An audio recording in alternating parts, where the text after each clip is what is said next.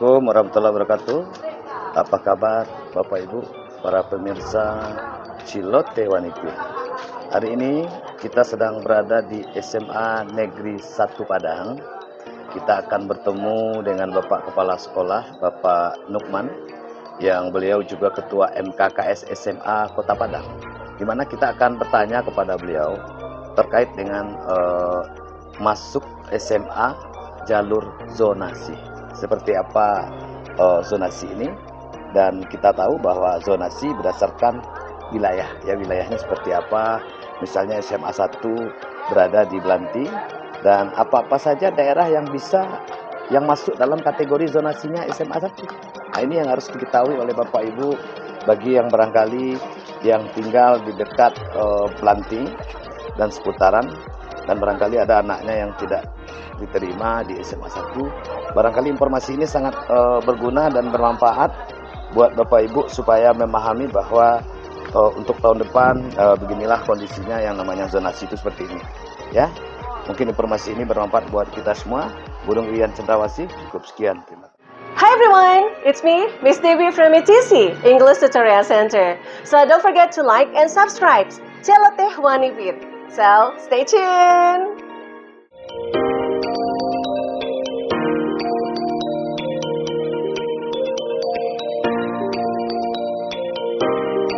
Saya Dr. Andes Nukman MSI, Kepala SMA Negeri 1 Padang, sekaligus Ketua MKKS SMA Kota Padang. Pada saat ini, tahun 2022, kita telah melaksanakan PPDB, di mana tahap terakhir yang kita laksanakan adalah melalui zonasi. Sistem zonasi berdasarkan Pergub dan Permen itu ditentukan dengan wilayah. Wilayah terkecil yang kita tentukan berdasarkan kelurahan. Bisa saja kelurahan yang kita tentukan itu berbeda kecamatannya. Seperti SMA 1 Padang itu Kecamatan Padang Utara, kemudian SMA 2 Padang itu Kecamatan Padang Barat. Tetapi ada wilayah lurah yang bisa masuk ke SMA 2 juga bisa masuk ke SMA 1 yang dikenal dengan wilayah irisan seperti Lamoyan Baru. Juga ada di beberapa sekolah yang berdekatan seperti SMA 7 dan SMA 8. Ada beberapa wilayah irisannya yang boleh mereka memilih ke SMA 7 bisa, ke SMA 8 bisa. Juga antara SMA 5 Padang dengan SMA 16. Ada namanya Kelurahan Poronggadang. Bahagian ujung Poronggadang ke arah utara itu dekat dengan SMA 5. Sementara bagian selatannya atau bagian timurnya dekat ke SMA 16. Maka Poronggadang disebut juga dengan wilayah irisan.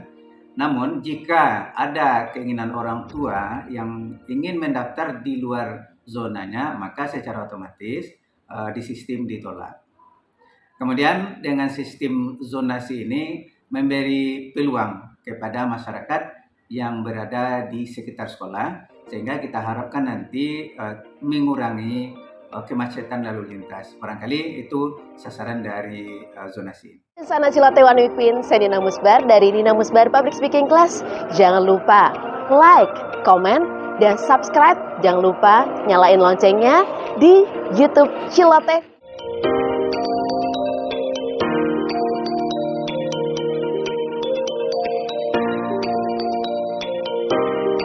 Dengan adanya sistem zonasi ini, maka wilayah-wilayah yang bisa diterima di sekolah itu sangat pendek sekali, artinya radiusnya sangat pendek sekali, sehingga ada nanti wilayah-wilayah tertentu, walaupun dia termasuk zonasi sekolah, tapi ada siswa-siswa di sana, ada lurah yang tidak bisa diterima sama sekali anaknya di satu sekolah.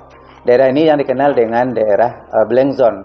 Walaupun blank zone, secara persentase dapat diterima sedikit melalui jalur prestasi atau afirmasi.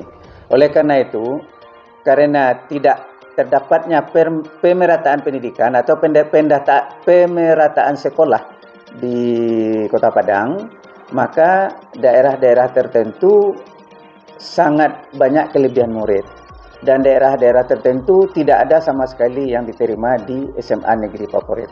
Maka ke depannya tentu pemerintah perlu memikirkan solusinya, dan salah satu solusinya menurut kami adalah membangun sekolah baru, sehingga untuk ke depannya tidak terlalu bermasalah untuk pendidikan anak-anak di masa depan.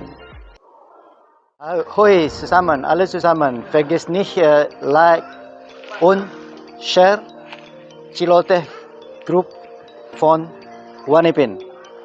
Alles Dengan adanya sistem zonasi ini tentu posisi-posisi sekolah belum mengakomodir untuk pemerataan pendidikan, sehingga daerah-daerah blank zone itu kalau tidak dipikirkan oleh pemerintah, tentu untuk seterusnya mereka tidak dapat sekolah di SMA negeri.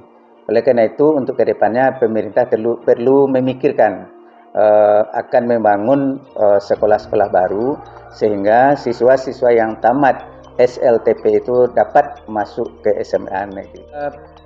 Pemerintah Kota Padang khususnya tentu Dinas Pendidikan Provinsi berupaya semaksimal mungkin daerah-daerah blank zone ini dapat setidaknya diakomodir, kalaupun tidak keseluruhan tapi sebagian. Oleh karena itu Dinas Pendidikan Provinsi Sumatera Barat khusus Kota Padang, khusus lagi SMA 13 dan SMA 1 Padang, ada yang dikenal dengan kampus jauh.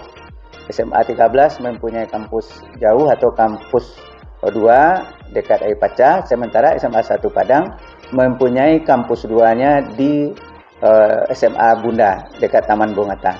Dengan harapan tentu masyarakat yang di sekitar SMA Bunda itu dapat ditampung untuk masuk ke SMA 1 kampus 2.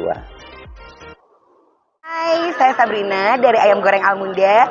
Jangan lupa ya subscribe, like, comment, and share channelnya Celoteh. Itu pendaftaran kampus 2 sama dengan pendaftaran kampus 1 setara dengan sesuai dengan jadwal PPDB, namun di kampus 2 itu siswanya masih kurang sebanyak 37 orang lagi, dan ada beberapa sekolah juga yang masih kekurangan siswanya sesuai kota seperti SMA 13, SMA 15, dan SMA 16. Khusus kampus SMA 1 Padang yang berada di SMA Bunda kekurangan 37 murid lagi, sehingga dibuka pendaftaran secara offline atau secara langsung menuju SMA 1 Padang. Dan pendaftarannya mulai dari sekarang tanggal 8 dan juga nanti tanggal 12 Juli 2022. Kemudian tanggal 13-nya adalah pengumuman lulus. Lagi Pak Nukman, ini pertanyaan kita pada Pak Nukman. Apakah sekolah yang di kampus 2 dengan kampus 1 itu sama? Jadi masyarakat kadang-kadang kan juga bertanya nih, ini kampus SMA 1 Padang yang berada di Belanti, yang kampus 2 di Bulak Karang. Apakah itu memang sama dan guru-guru yang mengajar di situ juga sama dengan guru SMA 1? Silakan Pak Nukman. Ya, untuk kampus 2 itu hanya tempatnya saja yang berbeda. Dia adalah SMA Negeri 1 Padang. Guru-gurunya juga dari SMA 1 Padang, yang juga diambil guru-guru yang di SMA Bunda Lama. SMA Bunda Lama juga, guru-guru SMA Bunda Lama juga mengajar di kampus Belanti ini. Jadi betul-betul SMA yang ada di kampus 2 itu persis sama dengan SMA yang ada di Belanti ini.